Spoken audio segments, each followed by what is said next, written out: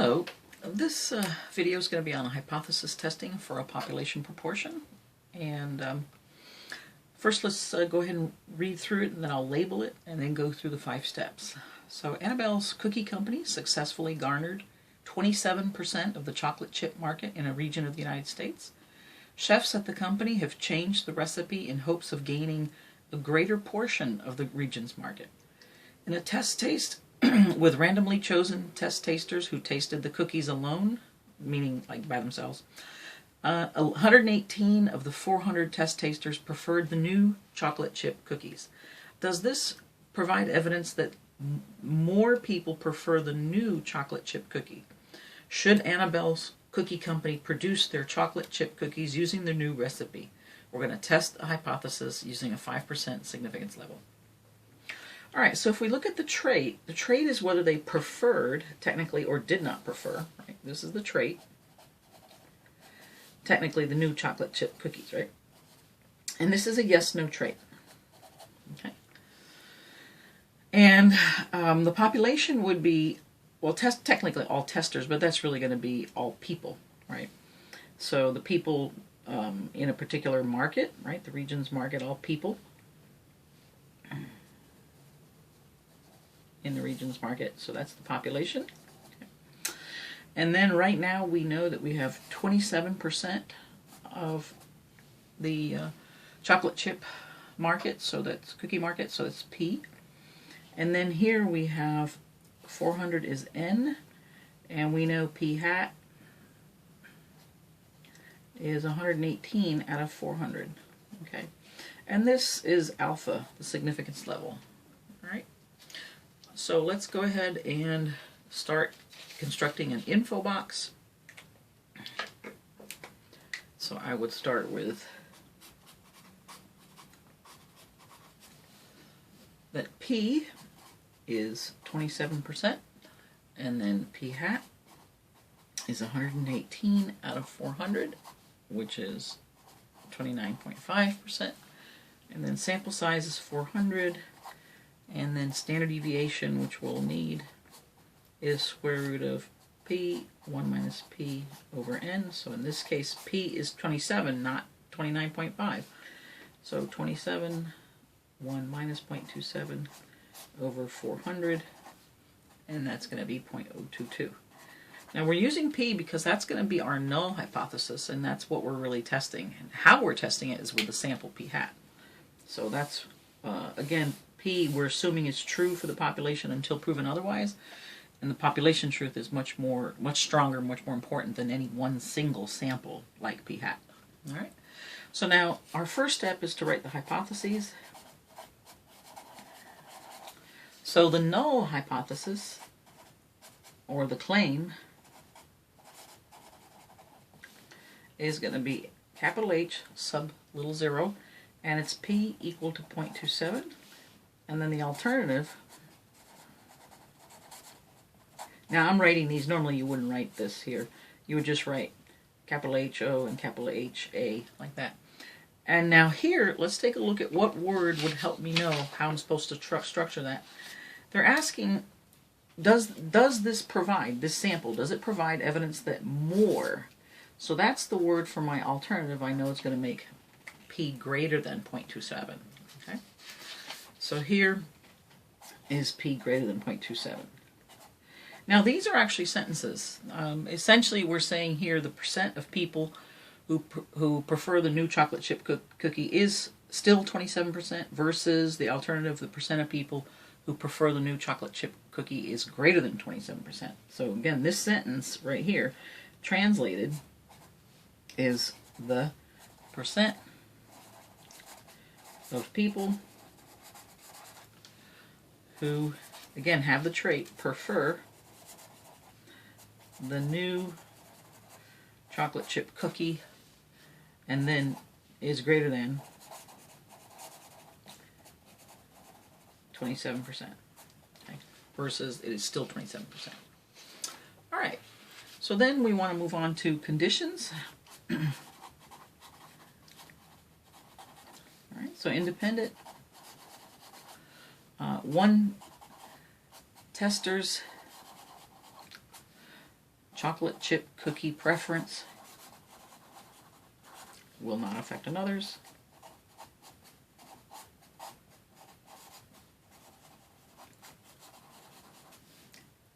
Representative sample. Out of 400 testers, if 27% of them prefer the new cookie, that's about 108 of them, which is definitely more than 10, prefer the new chocolate chip cookie. And then you take 400 minus 108 is 292, which is also more than 10. They don't. Now, some people might ask, why are we using 27% here instead of the 118 that we know is the sample?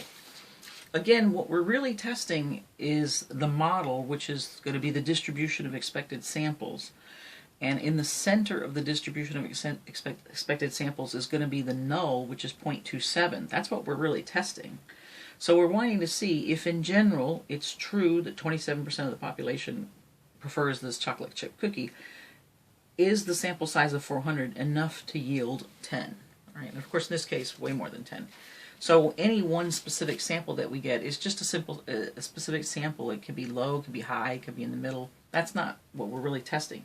We're using it to test this, the center of my distribution. And then this was random sampling. Okay. So now let's go to, since we met conditions, this is the key here. For our model, what we can say is, well, I know that in the center of my model, we're testing the null, which is the mean is 27, and we found the standard deviation to be 0.022. So this is the distribution of expected samples I should get. So in the center is 0.27, and then if we just round this to 0.02, we'd have 0.29, 0.31, 0.33 here, 0.25, 0.23, and 0.21.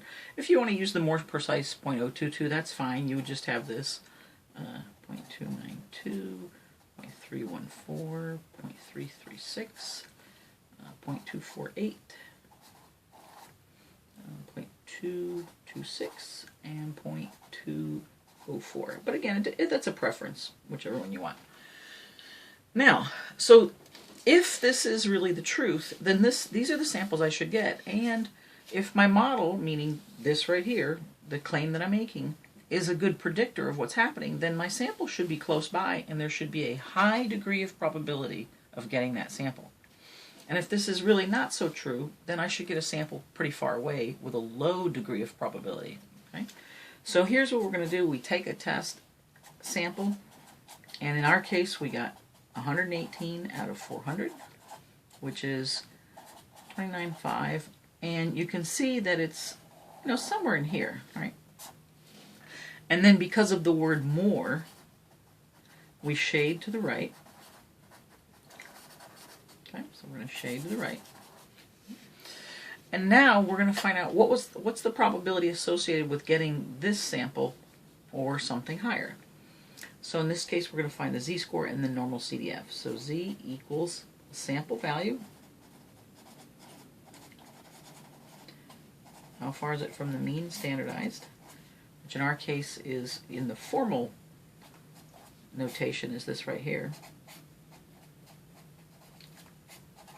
But we know all this. This is 0.295. How far is it from 2.7?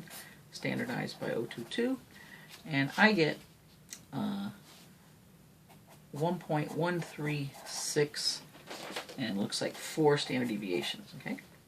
So now I do normal CDF from 1.1364 to 100, and I'll get about 12.8%, so that's almost 13%. So what comes out of the normal CDF, this right here, that's your p-value. That's the probability of getting the sample you got if this is true. Okay. So now, did we get a p-value that was high? Did our model, which is this, predict the sample we got with a high degree of probability? Yes. What's high? Anything higher than 5%, which was my significance level. So anything higher than the significance level means that our model predicted well enough what was going to happen. Okay. So here in 5, our conclusion.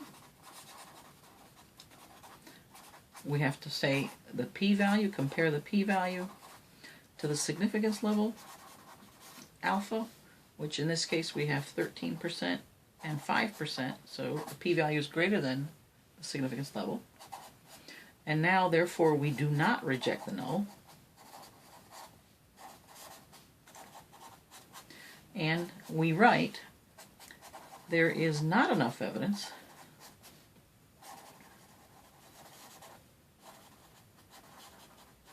that the alternative is true. Okay, now we wish we could just do that, but we really have to put this in context now, right? We have to make this in context.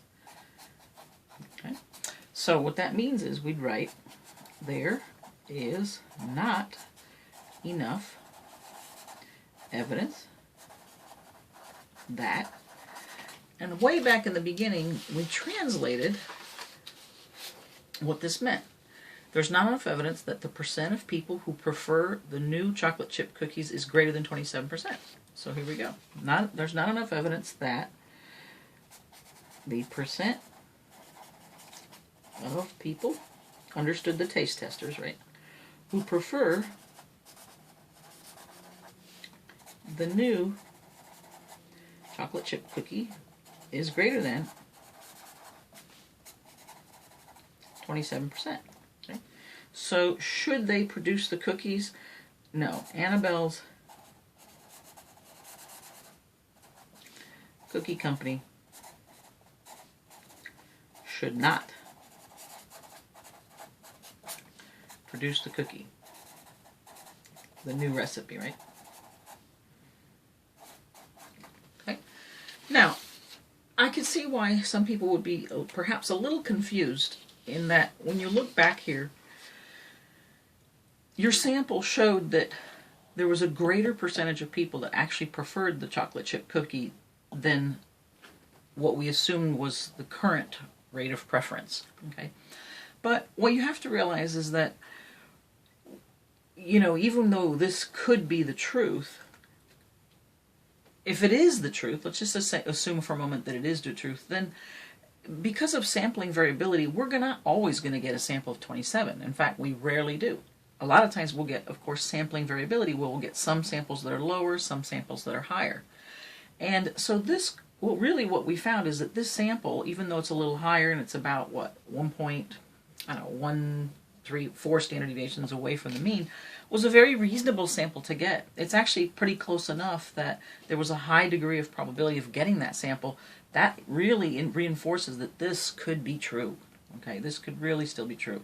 So this is really just due to sampling variability. All right.